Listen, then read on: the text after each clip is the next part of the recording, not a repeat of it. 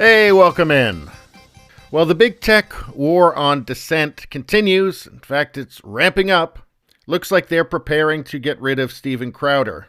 I just did videos on Rebel News. They've got it out for Rebel News as well. They've demonetized them. They just issued them a strike. And they were canceled by PayPal, which means it's very hard for them now to make financial transactions. And hard for the people who like their content to fund them. And Rebel News is pretty big. I mean, 1.5 million subscribers on YouTube. They've also got it out for Steven Crowder.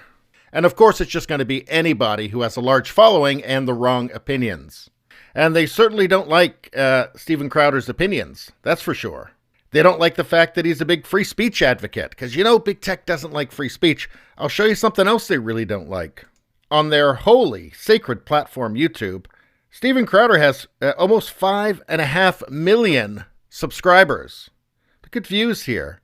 1.3 billion. That's billion. So he's got a very large audience and a lot of influence. They really don't like that. So what's happening here? YouTube suspends Louder with Crowder again. Applies second hard strike on the channel. Now also they can't upload anything for 2 weeks. It's a second hard strike. 3 strikes, you're out. You're off the platform. That's clearly where this is going. And by the way, if you're waiting for this to happen to like the Young Turks, yeah, it's not going to. We know how it works. Anyway, what do they say? They say, here we are again. YouTube issued a second hard strike on the Steven Crowder channel, barring us from publishing content for 2 weeks. YouTube also hit the Crowder Bits channel with a hard strike, barring us from publishing content for 1 week. Why, you ask? YouTube said the video about the Columbus shooting violated their harassment, threats, and cyberbullying policy. And then they have a couple of links to the video, which obviously you can't watch on YouTube. And what this is talking about is in Ohio, where the one teenage girl was in the process, literally in the process, just about to stab and grievously harm another teenage girl when she was shot by the police. And I just think that most people, if somebody's in the process of stabbing them to death, probably want the police to do something about that. But anyway, according to YouTube creators share their opinions on a wide range of different topics. However, there's a line between passionate debate and malicious harassment.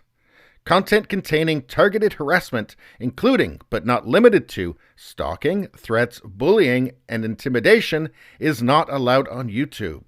And of course, none of this has anything to do with what Crowder does. But anyway, YouTube emailed attorney Bill Richmond and specified what about the video violated their policy.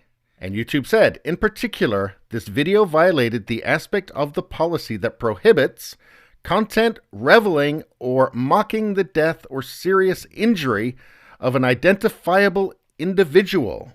And I watched their coverage of that, and they said what I think most people think, which is that if somebody is in the process of grievously harming somebody, the police have an obligation to stop that person. Of course, anybody would want the police to do that if they're the intended victim. The intended victim of somebody with like a big knife, say. Anyway, they say here, the video they're referring to didn't revel in the death or serious injury of an identifiable individual. It seems YouTube is unhappy the studio crew agreed the shooting of a teenager trying to stab another was justifiable. White, black, Hispanic, or identifying as a transgender alien, if you're trying to stab someone else and get shot by an officer, sorry, but that's the way the cookie crumbles. And look, can you really argue with that? Can a sane person argue with that? It goes on. This seems to be an excuse to issue just another strike. A second strike. 3 strikes and the channel is gone. So yeah, of course this is. They just don't like his opinion. And I'll tell you something else they don't like. Another thing they don't like. Steven Crowder's election night coverage got millions of viewers. Enough to compete with the mainstream networks. I think this is really when they decided, okay, this guy's got to go. He's getting too much influence. And why? Because the show's pretty sensible, and it's also funny. I'm a fan. So the live stream of the election did really well. The show was broadcast on YouTube and obtained more than 8.2 million views at less than 24 hours after Election Day. A second Louder with Crowder show, broadcasted on Wednesday, had already garnered more than 4.1 million views just hours after he finished live streaming it. So guess what? That's 12 million views right there, over 12. Crowder's impressive viewership competed with that of Fox News, the ratings behemoth, which garnered 14 million viewers from 8 until 11 p.m. Tuesday night. CNN averaged only 9 million viewers in the same time frame. So CNN, 9 million, Crowder, 8.2. You have to think that set off some alarm bells in big tech and also their allies in mainstream media. You know, the same people that they funnel every single little bit of news-related content to. And I think the aim is just to turn YouTube into CNN. It's just clips of CNN, MSNBC, and Fox. Whatever garbage the Washington Post or New York Times wants to put on there. I think that's the end goal. I don't think that they like independent content creators. They certainly don't like it when they get too big. They certainly don't like it when they get 8.2 million views and CNN gets 9 million. They sure don't like that. Just going to interrupt for 1 second to say, if you like this content, subscribe so you can see more. Thanks a lot.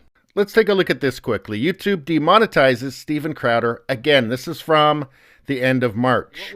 What was their justification then? The platform previously told 10 that Crowder's March 16 video did not violate its policies against hate speech. And the policies on hate speech are so broad, literally just anything could be. If they don't like you, they'll just pick anything and say, well, it's hate speech. Yeah, you got to go. But anyway, they didn't on this particular video, but it did violate policies against content that claims the C-19 death rate is less severe than that of the common cold or flu. Because you just can't disagree with the powers that be. Was he talking about for young people, for kids? It doesn't really matter. They just don't like him. They don't like him. But let's just type in, I don't know what, CDC reversals on C-19? Let's see, CDC reverses itself. Well, there's one story. Another CDC reversal. Okay. How about this one here? The CDC is losing trust with every reversal of COVID-19. Let's see, the pandemic lays bare how scientific research can be used as a political tool.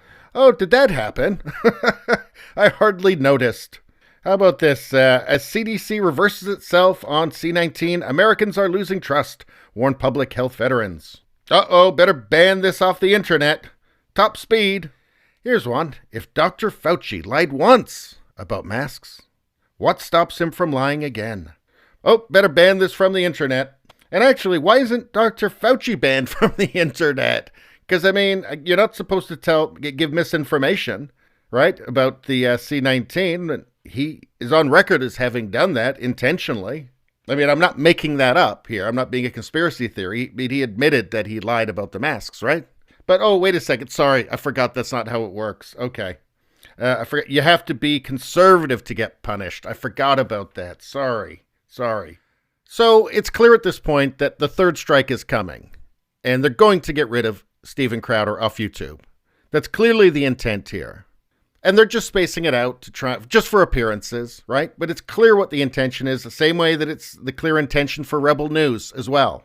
So I think you have to assume at this point that Crowder's not going to be on YouTube for very much longer.